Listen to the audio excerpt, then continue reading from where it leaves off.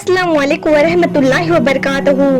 आज के इस वीडियो में हम आपको इस्लामी तारीख के एक ऐसे महान योद्धा के बारे में बताने वाले हैं जिसने करबला के वाक़ये के बाद यानी कि हजरत इमाम हुसैन की शहादत के बाद इमाम हुसैन के कातिलों को चुन चुन कर मारा था। जी हाँ, हम बात करने वाले हैं मुख्तार अल सफकी के बारे में और आपको बताने वाले हैं किस तरह से मुख्तार ने इमाम हुसैन के कातिलों से बदला लिया था।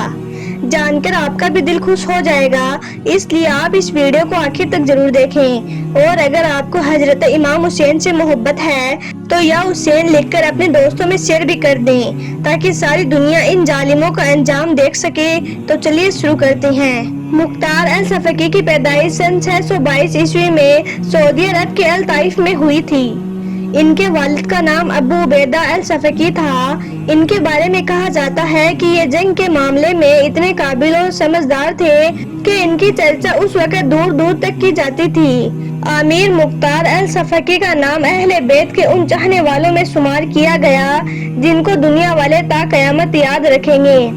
कहा जाता है कि एक मर्तबा मुख्तार अपने बचपन में खेल रहे थे, तभी हजरत अली ने मुख्तार को देखा और इनको अपनी गोद में उठाते हुए प्यार करने लगे और कहने लगे कि ये वही बच्चा होगा जो आगे चलकर मेरे हुसैन के कातिलों से बदला लेगा। और इसके कुछ सालों के बाद हुआ भी कुछ ऐसा ही। हजरत इमाम हुसैन की शहादत के बाद जिस तरह से मुख्तार अल सफकी ने इमाम हुसैन के कातिलों से बदला लिया, उसको इतिहास के पन्नों में हमेशा सुनहरे अक्षरों में लिखा जाएगा।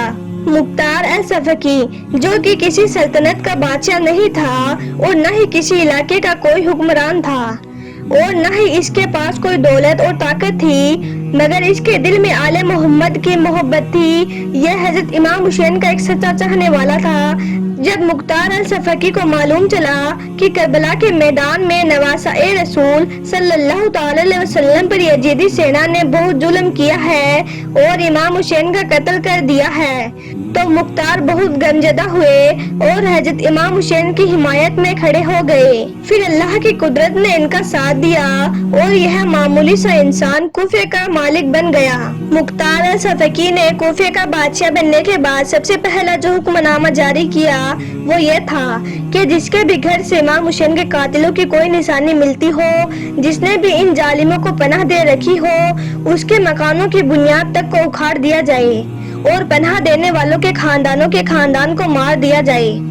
अल्लाह की कुदरत देखिए कि आज से पहले जिस कुफा में इब्ने जियाद ने यह ऐलान किया था कि जिस घर से हजरत मुस्लिम और इनके बच्चों की इंतिला मिलेगी उस घर को उखाड़ दिया जाएगा, आज उसी कुफा में मुख्तार का यह ऐलान था कि जिसने भी इमाम हुसैन के कातिलों को पनाह दे रखी है उनकी गर्दन उड़ा दी जाएगी।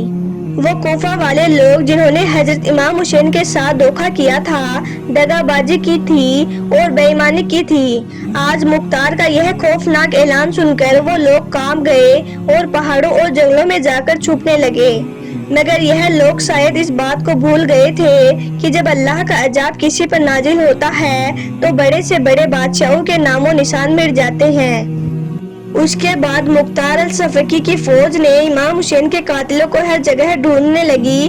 फिर किसी को जंगल से पकड़कर लाया गया तो किसी को तहलगाने से पकड़ा गया और बहुत जल्द इमाम हुसैन के कातिलों को मुख्तार अल सफकी के सामने पेश कर दिया गया। सबसे पहले उमर बिन साद की बारी आई। उमर बिन साद को देखकर मुख्तार की आंखों में खून उतर आया और वो गरज कर कहने लगा, ए दुनिया के जलील कुत्ते, बता तुझे ऐसी कौन सी सजा दूं जिससे मेरी और मेरे मुसलमान भाई बहनों के दिलों की वो आग ठंडी हो जाए जिसको तूने इस नापाक हाथों से करबला के मैदान में लगाई थी। उमर बिन साद यह सुनकर गिड़गिड़ाने लगा और हाथ जोड़कर कहने लगा, मैं बेकसूर हूँ, मैं यजीद और इब्ने जियाद के हुक्म के आगे मजबूर हो गया था, लिहाजा मुझ पर रहम किया जाए। इतना सुनते ही मुख्तार अल सफकी भड़क उठे और कहने लगे, ए जालिम, मेरे आका हुसैन कितने बड़े बहादुर थे जिन्होंने अपनी आंखों से तुम्हारे हर जुल्म को देखा था, फिर भी मेरे आका इमाम हुसैन ने तुम्हारे आगे रहम की भीख नहीं मांगी। फिर मुख्तार अल सफकी ने हुक्म दिया कि जलील इंसान के बेटे को लाया जाए। उसके बाद उमर बिन साद की आंखों के सामने ही उसके बेटे की गर्दन उड़ा दी गई ताकि जालिम उमर बिन साद को यह मालूम हो जाए कि अली असगर की लाश को तड़पते हुए देखकर हजरत इमाम हुसैन के दिल पर क्या गुजरी होगी। پھر عمر بن سعد کی آنکھوں کے سامنے اس کے بیٹے کی لاش تڑپنے لگی اور یہ ظالم رحم کی دہائی کرتا رہا۔ اتنے میں مختار نے تلوار سے اس کا بھی سر اڑا دیا۔ عمر بن سعد کو ظلم کی سزا دینے کے بعد سمر کو پیش کیا گیا۔ مختار الصفاقی نے سمر سے کہا، کیا تو ہی وہ بدبخت انسان ہے جس نے امام حسین کی مبارک چھاتی پر چڑھ کر خنجر چلایا تھا؟ اے ظالم، میرے سامنے تمہارے وہ ناپاک ہاتھ کر جس سے تو نے خنجر چلایا تھا۔ یہ سن کر سمر رونے لگا اور گڑ گڑا کر کہنے لگا، مجھے ایسا کرنے کے لیے عمر بن سعد نے مجبور کر دیا تھا۔ اتنا سنتے ہی مختار گرج کر کہنے لگا، اے ظالم، تجھے شرم نہیں آئی؟ فاطمہ کا لال مسکرا رہا تھا اور تو ان کے گلے پر خنجر چلا رہا تھا۔ سمر نے پھر گڑ گڑا کر کہا، میں بہت پیاسا ہوں، مجھے تھوڑا پانی پلایا جائے۔ یہ سن کر مختار نے کہا، اے ظالم کتے انسان، کیا تو نے خنجر چلانے سے پہلے میرے آقا حسین کو پانی پلایا تھا جو آج تو مجھ سے پانی مانگ رہا ہے؟ پھر سمر نے اپنے ہاتھ آگے کر دیے۔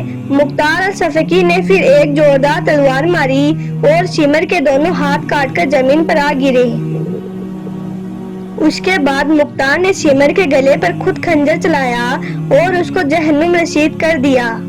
سمر کو اس کے کیے کی سزا دینے کے بعد مختار الصفاقی کے سامنے حرملہ کو پیش کیا گیا۔ مختار نے حرملہ سے کہا، کیا تو ہی وہ ظالم انسان ہے جس نے میرے آقا حسین کی جھولی میں معصوم علی اصغر کے حلق میں تیر مارا تھا؟ یہ سن کر ظالم حرملہ رونے لگا اور گڑ گڑا کر رحم کی بھیک مانگنے لگا۔ پھر مختار نے حرملہ کو اپنے سامنے کھڑا کر لیا اور اپنی فوج کو حکم دیا کہ اس پر تیروں کی بارش کی جائے۔ اس کے بعد حرملہ پر تیروں کی برسات شروع ہو گئی۔ آخری تیر اس کے حلق کے آر پار ہو گیا اور حرملہ کی لاش زمین پر تڑپنے لگی۔ حرملہ کی لاش ابھی زمین پر تڑپ ہی رہی تھی کہ اتنے میں مختار کے سامنے کھولی کو پیش کیا گیا۔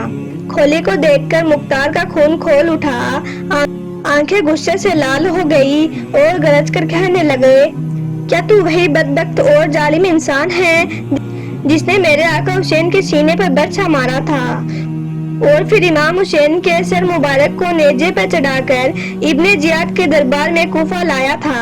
اے ظالم انسان، میں تجھے جتنی بھی سزا دے دوں تب بھی میرا کلیجہ ٹھنڈا نہیں ہوگا۔ پھر مختار نے حکم دیا کہ اس ظالم کے پہلے دونوں ہاتھ کاٹے جائیں، پھر اس کے دونوں پاؤں کاٹے جائیں، پھر اس کے سینے پر ایک برچھا مار کر اس کو بھی جہنم رسید کر دیا جائے، پھر اس کا سر کاٹ کر نیزے پر چڑھایا جائے اور گلے گلے میں گھمایا جائے۔ اس کے بعد جلادوں نے اس کے ساتھ ایسا ہی کیا۔ اب ادھر ابن زیاد جو کہ آل محمد کی ہری بھری شاخوں کو کاٹ کر ان کے مہکتے ہوئے پھولوں کو توڑ کر آرام سے بے خوف بیٹھا ہوا تھا، مگر اس ظالم کو یہ معلوم نہیں تھا کہ مختار کی شکل میں قہر الہی نمودار ہو چکا ہے۔ اس کے اشاروں پر ناچنے والے عمر بن سعد اور کھولی جیسے ظالم اپنے جرموں کی سزا پا چکے ہیں۔ اس کے بعد مختار الصفاقی نے ابراہیم کو حکم دیا کہ ایک بھاری فوج کے ساتھ ابن زیاد پر حملہ کیا جائے اور اس کو زندہ یا مردہ میرے سامنے پیش کیا جائے۔ پھر ایسا ہی کیا گیا۔ حملے میں ابن زیاد کچلا گیا، پھر اس کا بھی سر نیزے پر چڑھا کر مختار کے سامنے لایا گیا۔ اس کے بعد مختار الصفاقی نے حکم دیا کہ اب ہر وہ شخص جو کربلا کے میدان میں عمر بن سعد کے ساتھ تھا ان سب کا قتل کر دیا جائے، جنہوں نے نہر فرات پر قبضہ کیا تھا، جنہوں نے لاشوں پر گھوڑے دوڑائے تھے، جنہوں نے کربلا کے میدان میں تیر چلائے تھے، ان سب کا خاتمہ کر دیا جائے۔ اس کے بعد ایسا ہی کیا گیا۔ ہر اس ظالم انسان کو چن چن کر مارا گیا جو کربلا کے میدان میں عمر بن سعد کے ساتھ تھا۔ ان سب کا قتل کرنے کے بعد بھی مختار الصفاقی کہنے لگے کہ ابھی تک میرے کلیجے کی آگ نہیں بجھی ہے، یہ تو میں نے صرف اپنا فرض ادا کیا ہے، ابھی تو اس ظالم کی باری ہے جس کے اشاروں پر یہ سب کچھ ہوا تھا۔ اس کے بعد یزید کی تلاش شروع ہو گئی، مگر جیسے ہی مختار کے لوگ یزید تک پہنچے تو انہوں نے دیکھا کہ اس پر عذاب الہی پہلے ہی آ چکا ہے۔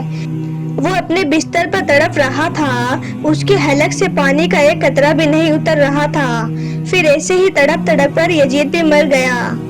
امید کرتی ہوں آج کا ہمارا یہ ویڈیو آپ کو پسند آیا ہوگا۔ اگر ذرا بھی پسند آئے تو اسے امام حسین کے محبت میں ایک لائک ضرور کر دینا اور مہربانی کر کے اسے شیئر بھی کر دینا تاکہ اور بھی مسلمان بھائی بہنوں کے پاس یہ ویڈیو پہنچ جائے۔ تو چلیے ملتے ہیں اگلے ایک نئے ویڈیو کے ساتھ۔ خدا حافظ۔